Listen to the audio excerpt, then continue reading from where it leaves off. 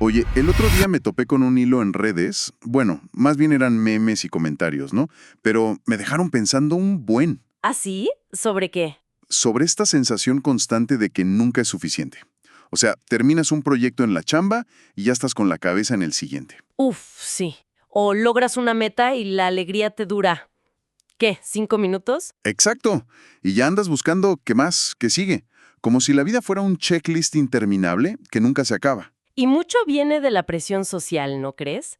Ves las vidas perfectas en Instagram, los viajes acá, los éxitos allá. Totalmente. El famoso FOMO, el miedo a perderte de algo. Y te entra la ansiedad. Sí, Pero me puse a pensar, ¿y si toda esa carrera loca por el más logros, más experiencias, más todo? ¿Y si en realidad nos está, pues, alejando de sentirnos bien? es una pregunta clave. ¿Será que la fórmula está al revés? A lo mejor no se trata de tener más. Es una reflexión súper actual, ¿eh? Esa dinámica de la zanahoria que nunca alcanzas, siempre persiguiendo lo que sigue.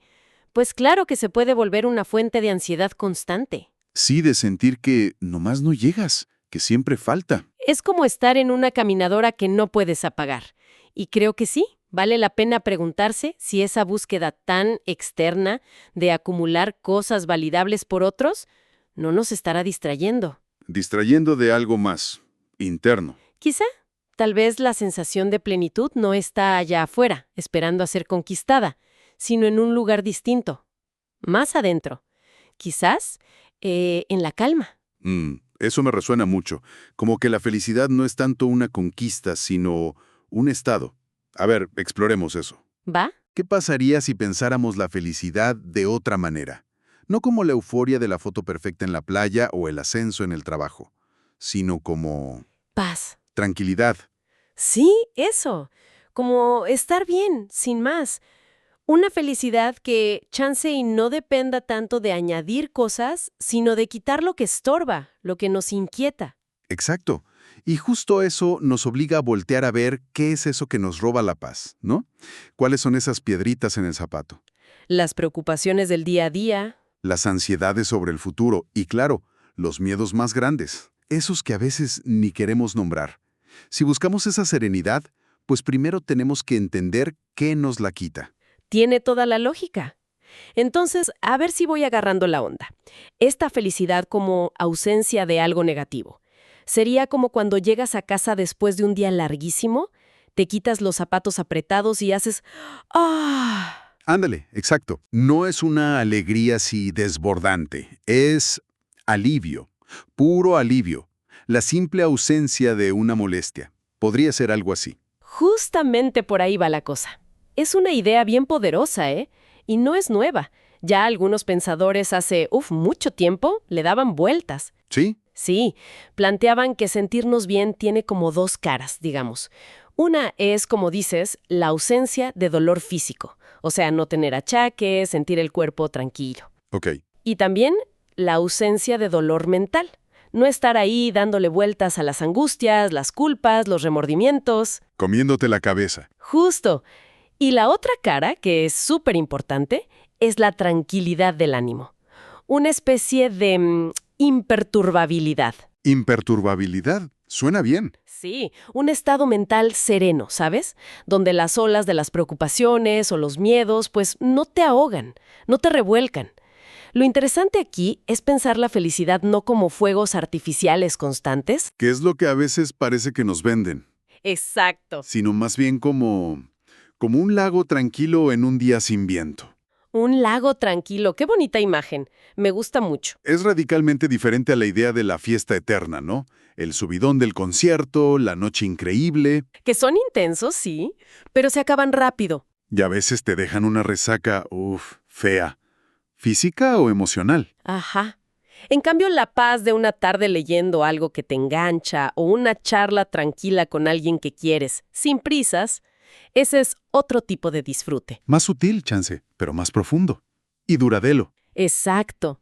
Y ojo, buscar esa serenidad no significa volverse un monje o renunciar al placer, para nada. Ah, bueno, menos mal. No, más bien se trata de ser inteligentes al buscarlo, de usar la cabeza, pues, pensar un poquito más allá del impulso inmediato y considerar ¿qué viene después? Las consecuencias. Exacto. No es privarse por privarse, sino elegir con sabiduría qué placeres nos convienen más a largo plazo, los que no traen broncas después. Ok. Pero ahí es donde la cosa se pone, pues, difícil en la práctica, ¿no? Porque, seamos sinceros, devorarse esa bolsa gigante de papitas mientras ves una serie, híjole, es un placer inmediato muy tentador. Claro. Aunque sepas que luego te vas a sentir pesado o hasta culpable. ¿Cómo le hacemos para elegir el placer inteligente sobre la gratificación instantánea? ¿Es pura fuerza de voluntad? Yo creo que es más que fuerza de voluntad en el sentido de aguantarse las ganas. Se trata más bien de entender bien las consecuencias y activamente preferir lo que te da un bienestar más estable. ¿Como cultivar un gusto por otras cosas? Ándale, cultivar un gusto por placeres que podríamos llamar más naturales o simples, esos que no traen complicaciones o dolores futuros como efecto secundario. Por ejemplo, Pues piensa en el disfrute de una buena conversación, el contacto con la naturaleza, la satisfacción de aprender algo nuevo, o simplemente la ausencia de dolor o estrés. Son placeres que nutren, sin dejarte deudas pendientes. entiendo. Y aquí entra algo fundamental, que a veces olvidamos en esta cultura tan individualista. La amistad. La amistad. Sí. El valor de tener vínculos fuertes, gente con la que te sientes seguro, comprendido, apoyado. Eso, para algunos filósofos como Epicuro, era una de las mayores fuentes de placer y tranquilidad. Rodearte de buenos amigos era visto como esencial para esa vida serena. ¡Qué interesante! Choca un poco con la idea del éxito como algo súper individual, ¿no? De yo puedo solo. Totalmente. Pero bueno, volviendo a lo que nos quita la paz, mencionaste los miedos. Y creo que una fuente enorme de ansiedad viene de sentir que no entendemos bien cómo funciona el mundo, o que estamos a merced de fuerzas que no controlamos. Uf, sí, el futuro, lo desconocido. Dios, el destino, el karma, llámale como quieras. Totalmente. Gran parte de nuestros miedos más profundos nacen de esa incertidumbre, de sentirnos como una hojita al viento, o de creer en fuerzas superiores que nos juzgan, nos castigan o mueven los hilos de nuestra vida de forma caprichosa. Da miedito pensar así. Claro. Y frente a eso, pues, surgió una visión del mundo muy diferente y, en cierto modo, muy liberadora. ¿Así? ¿Cómo? Una visión que imagina el universo como algo fundamentalmente material. O sea, que todo lo que existe, desde las galaxias hasta nuestros propios pensamientos y emociones, estaría hecho de lo mismo. Partículas diminutas, átomos les llamaban, moviéndose en el espacio vacío. Materia y vacío, nada más. Básicamente, una visión donde no hay un plan divino externo controlándolo todo, ni un director de orquesta cósmico. Suena, pues un poco frío, chance. Pero también, ¡qué alivio! No. Exacto. ¿Y eso qué implicaciones tiene para nuestros miedos? Pues la implicación principal es una liberación tremenda. Si el universo sigue sus propias leyes naturales, materiales, y si los dioses, si es que existen, están en su propio nivel, tranquilos, sin mucho interés en nuestros dramas cotidianos, Como que ni nos pelan. Algo así, según esta visión. Entonces, ¡pum!, adiós a un montón de miedos. El miedo al castigo divino después de la muerte, a las señales sobrenaturales, a ofender a alguna deidad con lo que haces. te quita una carga enorme. Exacto. Te libera de tener que complacer o temer a fuerzas invisibles y te permite enfocarte en entender cómo funcionan las cosas realmente y cuál es tu lugar en ese esquema. Es quitarse un peso de encima, ¿sabes? Esto me hace pensar, ¿cuánto de nuestro estrés diario no vendrá de preocuparnos por cosas que ni dependen de nosotros o de darle 1000 vueltas a posibles juicios externos que chance y ni existen? Seguro que mucho. Me pasó hace poco con un proyecto de la chamba. Estaba súper angustiado, neta, imaginando 1000 escenajes terribles sobre cómo iba a reaccionar mi jefe. Le di vueltas días enteros. ¿Y qué pasó? Pues al final, la presentación fue bien, normalita. Y me cayó el 20 de que mi jefe probablemente tenía otras 1000 cosas más importantes en la cabeza. Toda esa angustia monumental existía sobre todo en mi mente. Es un excelente ejemplo.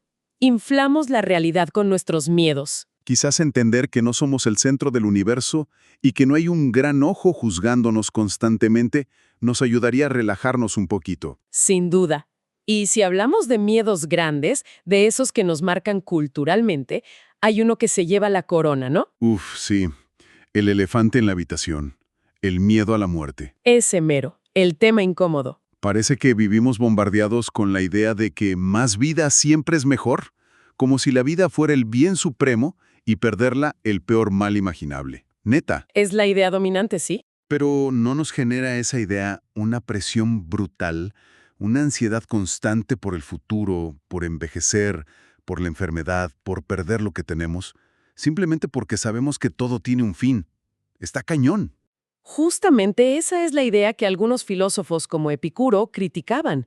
Veían un peligro en ese deseo insaciable de más y más vida, ¿Por qué? porque nos puede llevar a vivir en un estado de ansiedad perpetua, siempre mirando hacia adelante, tratando de evitar lo inevitable, y así nos perdemos de vivir el presente. Nos olvidamos de la hora. Exacto.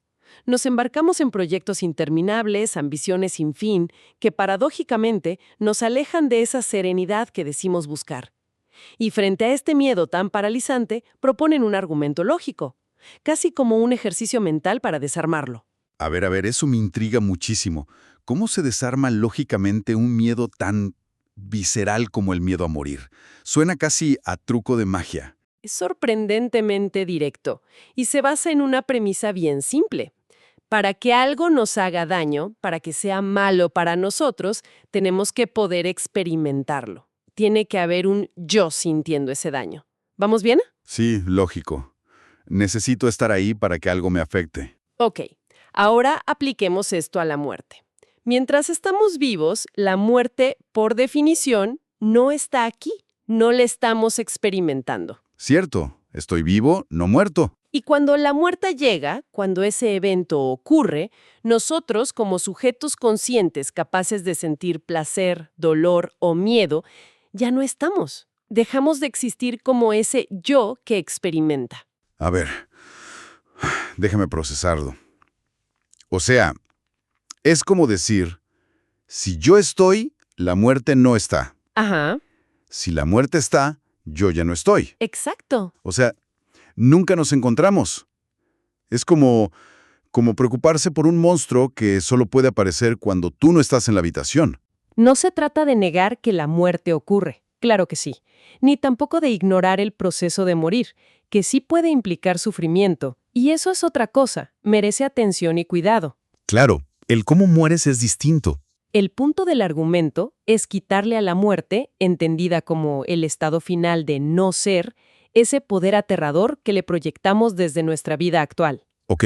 Busca mostrar que ese estado final no es intrínsecamente malo para la persona que muere, porque simplemente no hay nadie ahí para experimentarlo como malo. En esencia, si no puedes experimentarlo, no puede dañarte. Wow. Así que, ¿por qué dejar que un miedo a lo inexistente, a lo que no vas a experimentar, te robe la vida presente? Es potente el argumento, no sé si elimina por completo el miedo, porque hay algo como instintivo ahí, ¿no? Pero sí le quita muchísimo poder a nivel racional.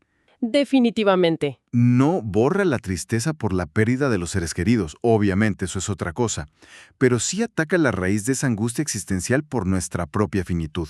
Ese es precisamente el objetivo. Liberarnos de esa nube negra que a veces nos impide disfrutar del sol del presente. Quitarnos esa angustia constante por el después para poder valorar y vivir más plenamente el ahora. ¿Qué es lo único que realmente tenemos? Exacto. Imagina cómo cambiaría nuestra perspectiva, nuestras decisiones, si pudiéramos vivir sin ese temor constante al punto final. Híjole, sí cambiaría bastante. Entonces, haciendo como un recuento rápido, hemos estado dándole vueltas a esta idea de la felicidad no como picos de euforia, no. Sino como un estado de tranquilidad. Sí, como ausencia de dolor físico y mental, y sobre todo como ausencia de miedo, una especie de paz interior. Que se cultiva siendo prudentes con nuestros placeres, eligiendo los que son más simples y duraderos. Como la amistad, mencionaste. Como la amistad, sí, y tratando de entender mejor cómo funciona el mundo para no angustiarnos por miedos infundados. Incluso el miedo más grande, el de la muerte. Entendido. Exacto. Es como una invitación a buscar la serenidad, no tanto acumulando cosas afuera, sino trabajando adentro, en nuestra propia mente, en cómo manejamos nuestros deseos y temores. Entonces, ¿qué nos llevamos de esta charla? Quizás la idea de que la clave para una vida más satisfactoria no está tanto en la cantidad de experiencias o posesiones, No en el más. sino en la calidad de nuestro estado interno, en cultivar esa fortaleza serena frente a los inevitables altibajos de la vida. Y es una perspectiva que, creo yo, resuena especialmente hoy, ¿no crees? En este mundo hiperconectado, lleno de estímulos, presiones, comparaciones constantes. Uf, sí, ansiedad por el futuro.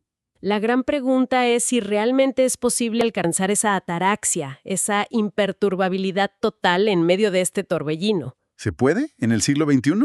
O sí, tal vez necesitamos una cierta dosis de inquietud para mantenernos en movimiento, para seguir creando, buscando.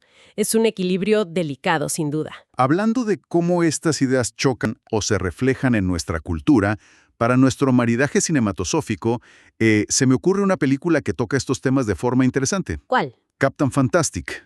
¿La ubicas? Capitán Fantástico. Ah, sí, con Viggo Mortensen. Esa mera, la familia que vive aislada en el bosque, ¿no? Intentando crear un modelo de vida basado en el conocimiento, la autosuficiencia, la conexión con la naturaleza. Rechazando el consumismo, las presiones sociales. Exacto. Buscan una autenticidad y una tranquilidad a su manera. Pero claro, la película muestra que ese ideal choca brutalmente con la realidad cuando tienen que salir al mundo normal. Sí, el choque es fuerte. Y plantea preguntas muy buenas sobre qué significa realmente vivir bien, y hasta dónde podemos o debemos aislarnos para buscar nuestra propia versión de la felicidad. Está buena para pensarle. Muy buena conexión, sí. Ilustra perfecto esa tensión entre el ideal de una vida serena y autosuficiente y la complejidad del mundo social que es ineludible. Ajá. Y bueno, para dejar a quienes nos escuchan con algo ahí picando en la mente, podríamos lanzar una pregunta final, un poco provocadora quizá, A ver, suéltala. ligada a esto último que hablamos sobre la muerte. Si aceptamos, aunque sea como ejercicio mental, el argumento de que la muerte en sí misma no es un mal para quien la experimenta porque, pues, no la experimenta, Ok. ¿no deberíamos entonces reenfocar radicalmente nuestra energía? ¿Poner mucho más énfasis en la calidad de la vida que tenemos ahora? ¿En el cómo? Exacto. En vivirla con plenitud, con sentido, con conexión, en lugar de obsesionarnos tanto con su duración, con acumular años por acumularlos. Qué fuerte. Dicho de otro modo, importa más cómo vivimos que cuánto vivimos. Ahí se las dejamos.